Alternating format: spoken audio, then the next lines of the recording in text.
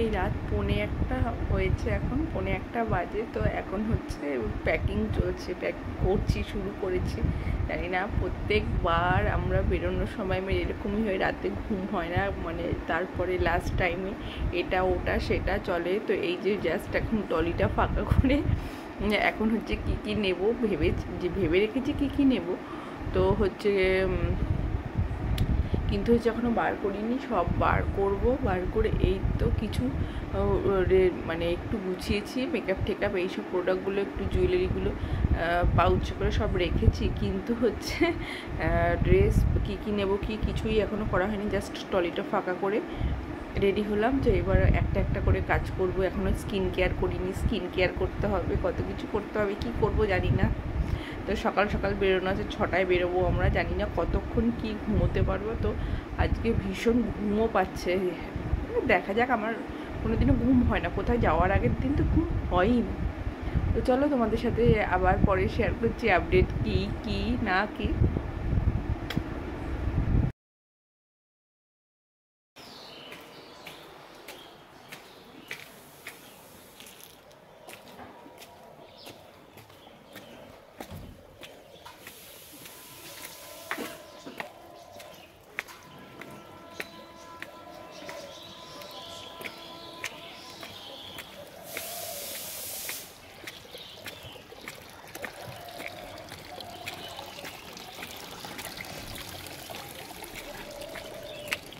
বন্ধ।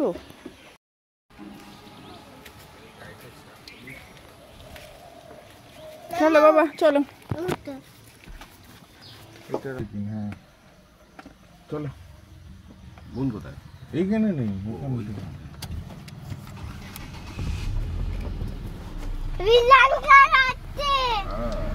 বলে দাও। মা আসছি, বাবা আসছি, পিসিকে তো বলো টাটা। ঘামিয়ে জল হয়ে গেছি মাম্মা। দেখ দেখ ট্রেনটাকে দেখ, পড়ে যাস না কিন্তু। দাঁড়া, আমরা তাজপুর দিয়ে এইদিকে মন্দারমণি থেকে প্রাইম বিচ পর্যন্ত প্রায় 8-9 কিলোমিটার রাস্তা। হেবি খারাপ, যদিও বড় গাড়ি বোঝা যাবে না।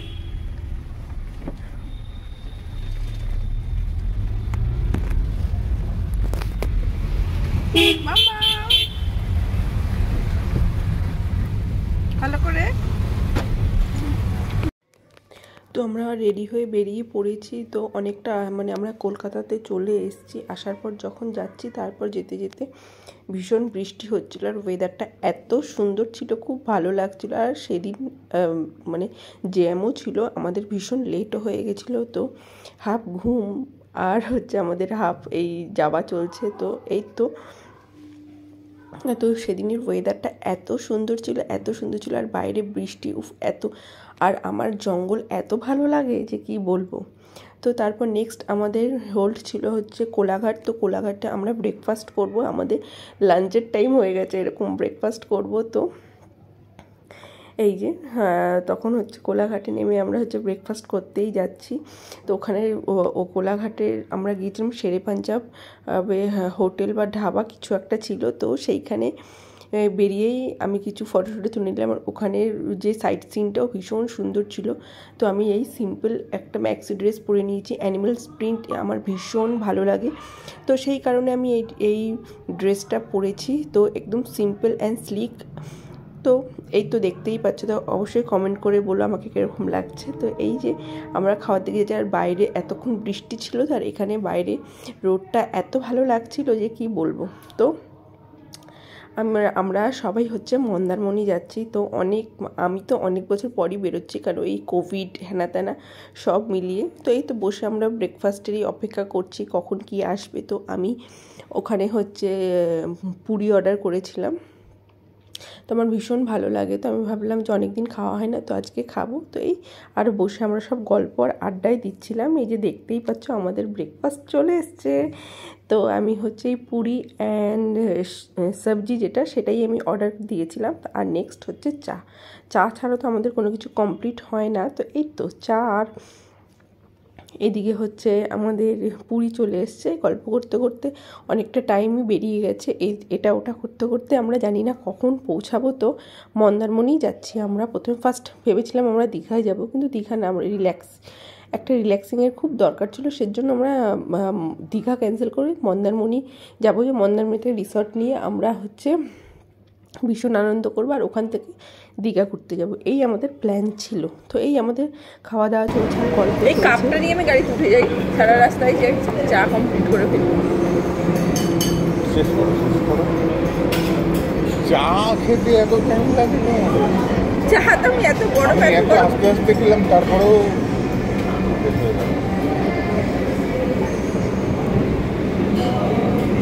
এইটা পড়লাম বুঝেছো তো, কিন্তু হচ্ছে তোমার এইটা পড়াতে তো পেট আরো বেশি বেড়ে গেল চাপের চোখে। এতটুকু পেট আমার ছিল না, কি টাকাও মানে আরো বেশি মোটা লাগছে।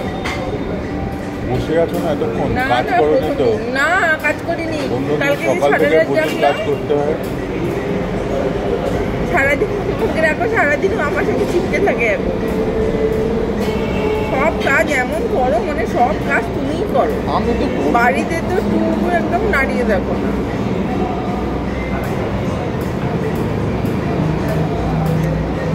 মাম্মাম তাড়াতাড়ি।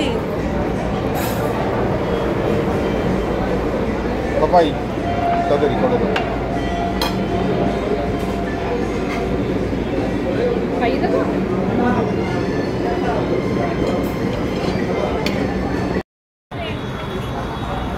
আয় বস।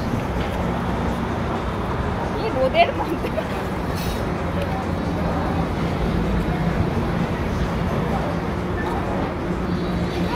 এখানে খাবার রাখে।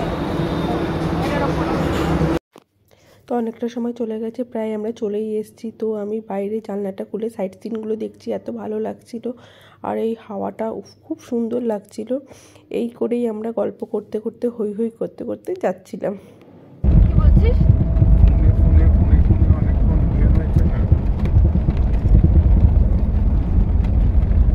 এসে গেছি, বাম্বাম চলে এসেছি কিন্তু। দেখ মন্দারমণি। তো আমরা ভেবেছিলাম যে রিসর্টে থাকবো, তো সেটা আগের থেকে বুক করিনি। ভালোই হয়েছিল, সেটা অতটা ভালো লাগছিল না, তার থেকে অনেক ভালো ভালো রিসর্ট ছিল। তো সেখানে আমরা দুটো দেখলাম। ফার্স্ট যেটাতে গিয়েছিলাম সেটাতে তোমার হচ্ছে ফাঁকা ছিল না, সব বুকিং ছিল।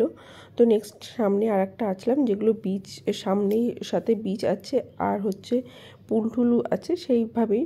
কারণ হচ্ছে বিচে তো অত বেশি থাকা হবে না। তো এখানটা হচ্ছে মন্দারমণিটাও টোটালি পুরো ফাঁকা, তোমার আলাদাভাবে দীঘার মতন কিছুই না। তো মন্দারমণিতে এই থাকার জন্যই ফার্স্টবার আসলাম। তো আমরা প্রত্যেকবার দীঘাতেই থাকি। তো এই রিসর্টটা আমরা শেরে বেঙ্গল বা কিছু একটা মনে হয় ছিল, এই রিসর্টটায় আমরা ছিলাম। তো এখানে সামনের থেকে বিচটাও অনেক সামনে আছে, দেখা যাচ্ছে। আর এখানে বসার জায়গাটা তো খুবই